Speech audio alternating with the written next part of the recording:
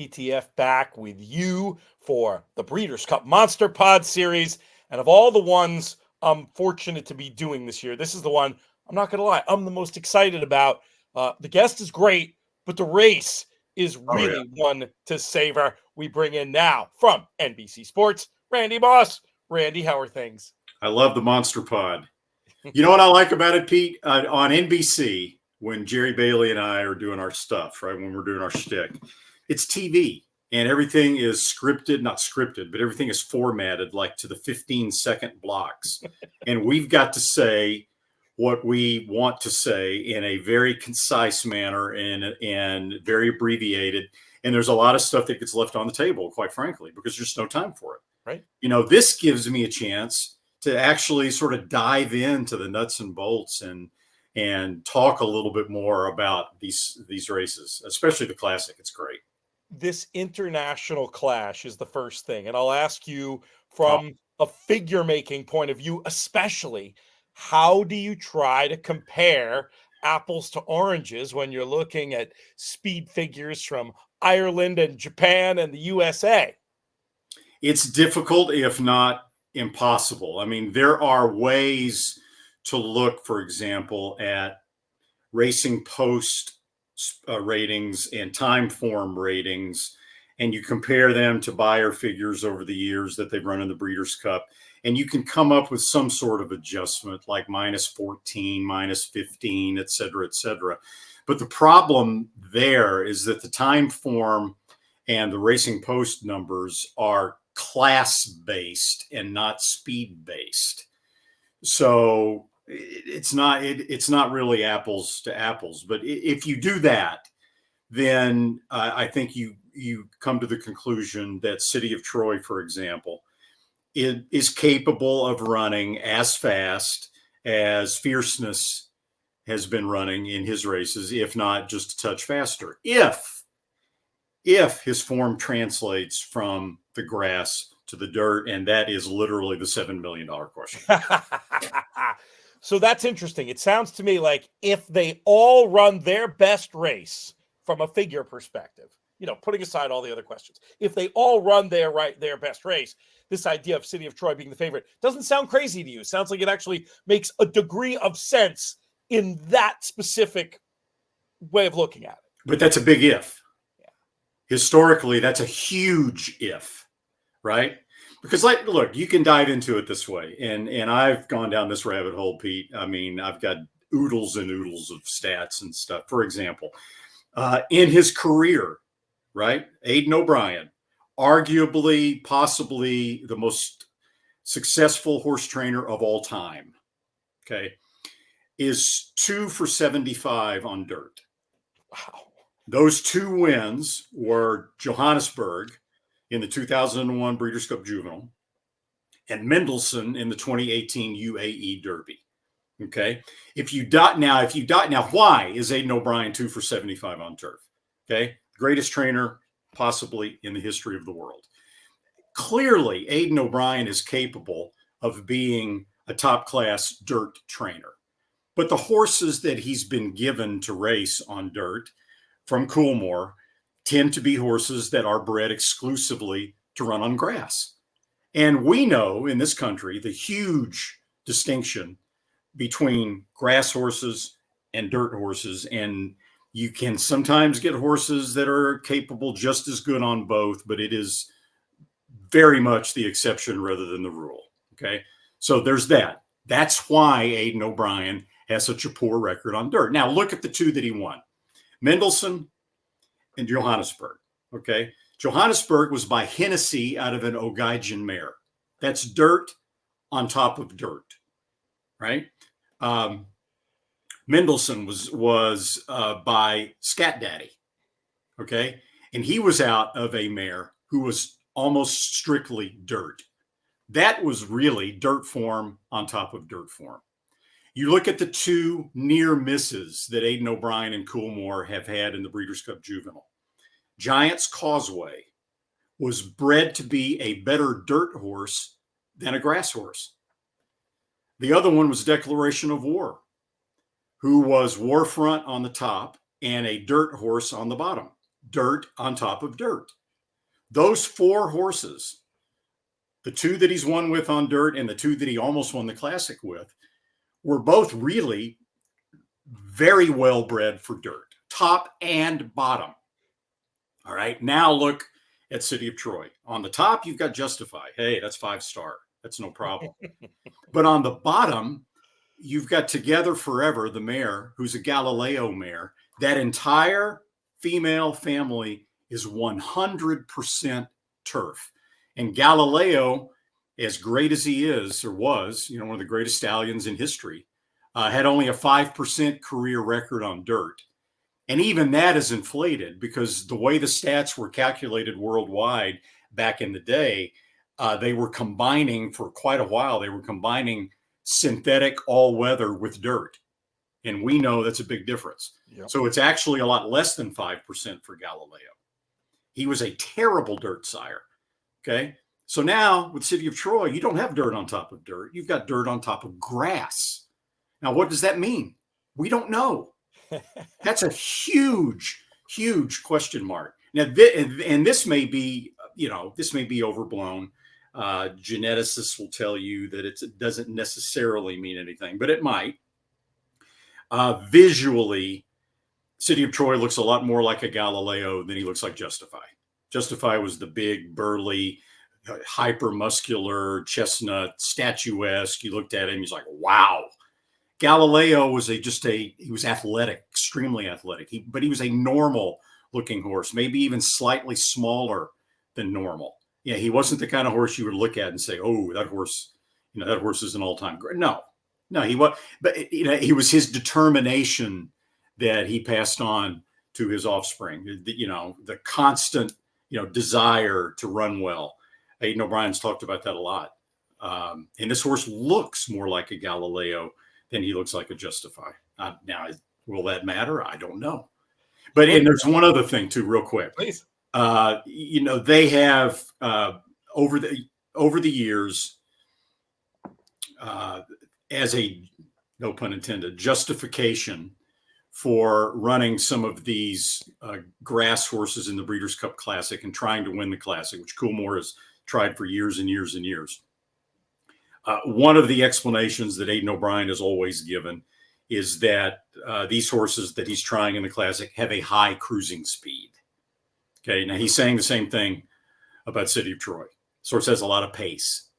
He has the pace to be a dirt horse. He has a high cruising speed. But we've seen over the years that doesn't necessarily mean anything because dirt horses are bred genetically to power through sand, to power through dirt. Grass horses tend to be, this is, a generalization, but grass horses tend to be scopier, taller, longer striding. They can skim over the top of the grass. When they have to try to power through sand, it's extremely fatiguing, especially if they're rushed in the early part of a dirt race, because then you're taking some of their energy reserves away from them early to try to put them in position because of this belief that you have to be close on dirt. And then they're exhausted by the time they get to the quarter pole because they're not really bred to power through the dirt anyway. Right. That's what we've seen time and time and time again when these Coolmore horses run in the Kentucky Derby, when they run in the Breeders' Cup. They're rushed like crazy early to get in that good early position, right? But they're exhausted by the time you get to the quarter pole. So this is going to be fascinating to see how City of Troy handles the dirt. Looked at through that lens of the pedigree, of the history of these Coolmore runners, quite a different view about this horse being the favorite. It sounds borderline insane when you put it that way. What do you think of his chances? What price should this horse be? What price will he be in the Tote? See, that's the important distinction when you're gambling, which is what we're talking about here. That's why we're doing this podcast, I assume. Yes, City of Troy. I can't tell you that City of Troy has no chance to win, because if he does favor the Justify side more than the Galileo side, and he handles the dirt exceptionally well, And if he gets kickback, he handles kickback exceptionally well. And if he's got the tactical speed to put himself right in a great spot, yes. City of Troy, he's clearly an extremely talented horse. And it wouldn't be shocking if City of Troy, if all this transpires, if City of Troy wins the Breeders' Cup Classic, right? But based on what we were talking about and the history behind this and the Galileo on the bottom side of the pedigree, he probably deserves to be about 5 or 6 to 1. And if he goes off at 5 to 2, that's not good value at all, historically, when you look at it that way. Let's move on to the Japanese contingent. They come here 3-handed. We've got the 3-year-old Forever Young, tough trip in the Kentucky Derby, showed a lot of heart. He's come back and won since. We've also got Ushba Tesoro and Dermasotogake, last year's second. They both have run recently over in Japan. How do you evaluate this triumvirate? Do we have serious contenders in this bunch? Let's start with Dermasotogake, the runner-up in last year's Breeders' Cup Classic. To me, and again, this is a bit of a slippery slope, but you got to try to separate these horses in some way. He looks a little off form. He didn't run as well in Dubai, in the Dubai World Cup. Now, there was an excuse they gave. I guess on the plane ride over, he was attacked on the plane by another horse and had eye injury leading up to the Dubai World Cup. And things just didn't do he didn't do very well in that interim. And therefore he didn't run very well. But in his prep in Japan with Ushba Tesoro in the same race, Dermasotogake was in a good forward position and then came up completely empty. Okay, that's a prep.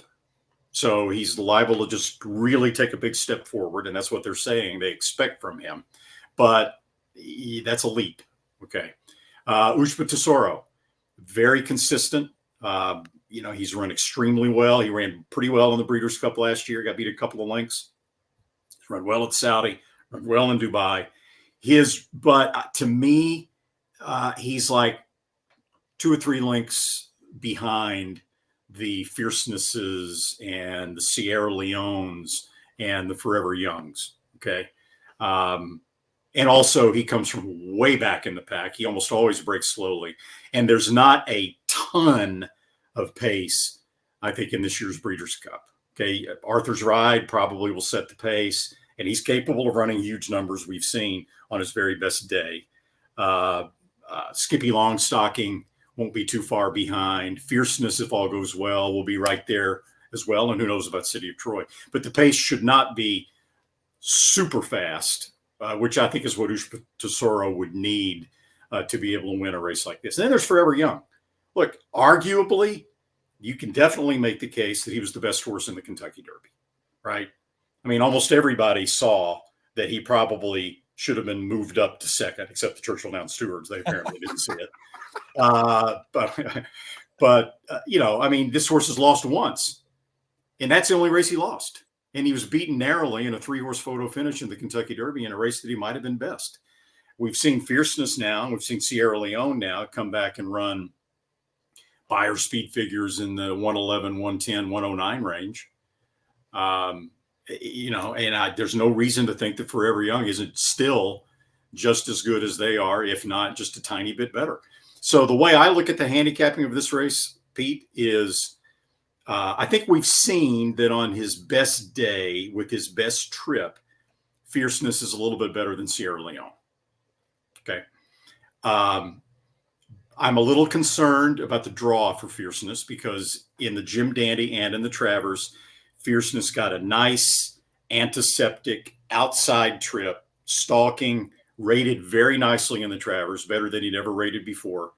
Looked like a much more professional horse in those 2 races than he did, for example, in the Kentucky Derby. But if he's drawn inside and, you don't know, you might get the old Fierceness. He hasn't had to overcome adversity, really, still. And if that happens, if he gets an inside draw, let's say 1, 2, 3, to me, then it might shift in my mind to Forever Young as being the horse to play. Interesting. And what price do you think he'll be? 9-2? Yeah, 4 to I 1? feel it's so hard to know what they're going to do on the tote if it's going to mirror international markets. But my gut would be a Forever Young 5-1 ish, Okay. and then Fierceness a little bit shorter than that. 7 Right. to 2, 4-1. Right? Does that feel about right? Yeah, and there's nothing wrong with Sierra Leone either, but the fact that there's not a ton of speed in this race. I mean, if they were capable, if there were horses in here, I'd say you had Knicks Go, one of those kind of, or you had Life is Good, right? And you could count on a 46 flat or 46-1, or maybe a speed duel to go 45 and change. Oh, Sierra Leone would be, that would be like a garden spot for Sierra Leone. But if they're going 47-1, right? Even at 1.25 miles at Del Mar, with the short stretch at Del Mar, which doesn't play into the favor of horses like Sierra Leone and horses like Ushpa Tesoro, that becomes a little tougher, I think, for a horse like Sierra Leone. TwinSpires.com are back in the tournament game. You can play the Breeders' Cup Betting Challenge through TwinSpires.com, and you can also start trying to qualify for horse racing's latest major tournament, the 2025 Kentucky Derby Betting Challenge. Go to TwinSpires.com and click the Tournaments tab. Is there anything in the older horse division in North America that might interest you as a betting vehicle of any kind in here, whether that's to get into the lower rungs for verticals or potentially even pull off the upset? Yeah, Arthur's Ride. If he's, and he very well could be 10-12-1. He's sort of the forgotten horse right now after the Jockey Club Gold Cup. And I think, I'm an old school. I've been around a long time, and it pains me to have to handicap and have to say that, maybe Arthur's Ride reacted in the Jockey Club Gold Cup. You don't even want to say the word bounce. You can't even pass your lips. I know. I don't want to say that. I don't want to say the B word. From his fast race in the Whitney. Okay. And there's also this. The Whitney was on a muddy track. And seemed to be favoring speed a little bit that day. Yeah. And you don't know how much that played into Arthur's Ride, because he was a different horse in the Whitney than he was in the Jockey Club Gold Cup. He was. He ran, actually, on the pace numbers, he ran faster early in the Whitney than he did in the Jockey Club Gold Cup. And yet he had nothing left when Highland Falls ran up to him and ran past him at the quarter pole at Saratoga in the Jockey Club. But we know he's capable, at least, of a big number. They'll probably leave him alone on the front end. They won't be all that concerned. It's not going to be like these riders are going to say, oh, I got to go after Arthur's Ride, right? If you're Johnny Velasquez on Fierceness, you're not going to move early just because Arthur's Ride is in front. And so if he gets that kind of pace that he likes and gets in his rhythm, and he's the same Arthur's Ride that we saw in the Whitney, at 10-1, at 12-1, I think he's a horse that you could use in all sorts of exotics. And he could be all of that and more. Yeah. Depending on how this international money affects things parimutually. We should talk about the big surprise, pleasant surprise from sporting point of view at the pre-entries, seeing next. Many pundits, including myself, had said, wouldn't it be cool to see him in the Classic? Well, now we're going to get to. So that's a cool story, but is he a contender? You can't blame him for trying. If he were mine, I wouldn't run him. I've said that before. It's clear on paper that Next stepped up into the elite level when they stretched him out to run him in what we would call marathon races. And the reason for that is pretty clear. It's because he was able to get into a nice, easy rhythm, a nice, easy pace. He's got tactical speed. He only had to go, 48, 49, galloping along in second, and just using that stamina, just relentless gallop, and had with a great trip, and they just can't beat him in that scenario. But now he's going to be in a situation almost certainly where, there's going to be 4 or 5 horses you would think they would probably be in front of him early. Is that how it looks on pace figures? He to doesn't. me, it does. Yeah, Arthur's Ride should be in front of him. Skippy Longstocking should be in front of him. Fierceness, Mixed Toe probably should be in front of him. He's been up close to the pace in almost all of his 2-turn races in California, although I think he's a little bit cut below pace-wise horses like Arthur's Ride. City of Troy, they're going to ride City of Troy aggressively in the first part of the race. Have to. They always do in when they bring these horses over to run on dirt. So, I mean, next is going to be in a position that's completely different from what he's accustomed to being, and in a position that earlier in his career he did not handle well at all. Right. So, I can't be confident that we're going to see the same next that we've been seeing. I'm going to throw out a long shot to you to get your idea on. I might need a reality check on this one, more for underneath, but I'm a little bit intrigued by Newgate. Yeah. Simply because the assumption coming back in the California Crown was he was going to be a short horse. He was going to need 1.25 miles to show his best. I thought he was against the grain of a racetrack that day that favored horses that were on or near. I feel like when you look at the 99 figure he earned through that lens, you could give him several points extra credit. Do you think he's one that could, I mean, again, I don't really think he can win, but if they go fast enough, if there's many horses whose best chance is to be on or near, even if the deepest closers can't get involved to win, I could see tired horses coming back and a runner like Newgate maybe getting a small piece at 25-1 on the tote. You buy it? So could I. I mean, I have trouble seeing Newgate winning. Arthur's Ride has run the kind of race before that I think is going to be necessary to win the Breeders' Cup Classic, assuming that Fierceness and Sierra Leone and Forever Young, run their best races. Okay. I don't see that from Newgate, but I can see Newgate hitting the board. Definitely. I can see him hitting the board. I think his Santa Anita handicap and his California Crown were maybe even a touch better than they look on paper. And in the California Crown, what I liked about Newgate is not only was he coming off a layoff and he probably needed a race, but especially in the case of Newgate, when you look at him physically, he's a big, stout, burly kind of horse that is going to be more difficult to get fit off of workouts. And a race would really seem to do him a lot of good. That's what you would think looking at him physically.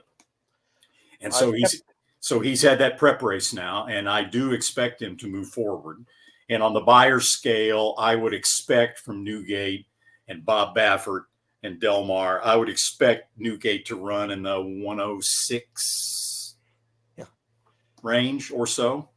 This group is so good. That's not necessarily top 3, but it sure gives you a shot at a big price. Yeah. I mean, that's what I would expect. I've kept you long, but I have 2 more for you that you can sort of fold into one. Curious if you had another horse at a price to mention for potential inclusion. And I'm not going to officially hold your feet to the fire or anything this far out ahead of the draw, but I would love your lean as far as a potential selection goes. Which way are you leaning at the expected prices? Obviously, folks will watch the NBC broadcast and get much more from you closer to the time. All right, so let's look at some of the other horses in here. Senor Buscador ran so poorly in the California Crown when they expected him to run well. I can't be confident at all about him. We've talked about Derma Sotogake coming off a couple of subpar races. Next, I can't have any confidence he's going to run as well as he's been running. Skippy Longstocking has occasionally run some big numbers. He ran it at Oaklawn. He ran the Charlestown Classic. But I just think he's a cut below the very best grade 1 horses. Pyrenees, I don't think is fast enough. I don't think Highland Falls is fast enough. And I don't think he'll get the same kind of trip that he got in the Jockey Club Gold Cup. We've seen enough of Tapit Trice to know that you can't trust him at all. Mixto, I don't think is fast enough. I mean, you could make a case that Ushpa Tesoro at whatever price he's going to be, 10-1, 12-1, might have a chance to clunk up for 3rd or 4th. He's a very consistent horse. He's battle tested, battle hardened. I could see him running a 103, 104 and, creeping into the superfecta that way. But other than that, I don't really see a lot that we haven't talked about. And in terms of a lean for a horse that might be a selection, where would you go with that? I would say right now, pending the post position draw, it would be Fierceness over Forever Young, and I reserve the right to flip flop those if Fierceness draws what I consider to be an unsatisfactory post. I'm really interested to see how this is going to play out. Fantastic getting to spend time with you. Hey, if your game, like we've done in the past, a little show with your partner in crime there, it'd be a ton of fun. So folks should subscribe to the In the Money Media YouTube channel to check out that and other exclusive content. Randy Moss, you're the best. Thank you so much. All right, Pete. Look forward to seeing you coming up.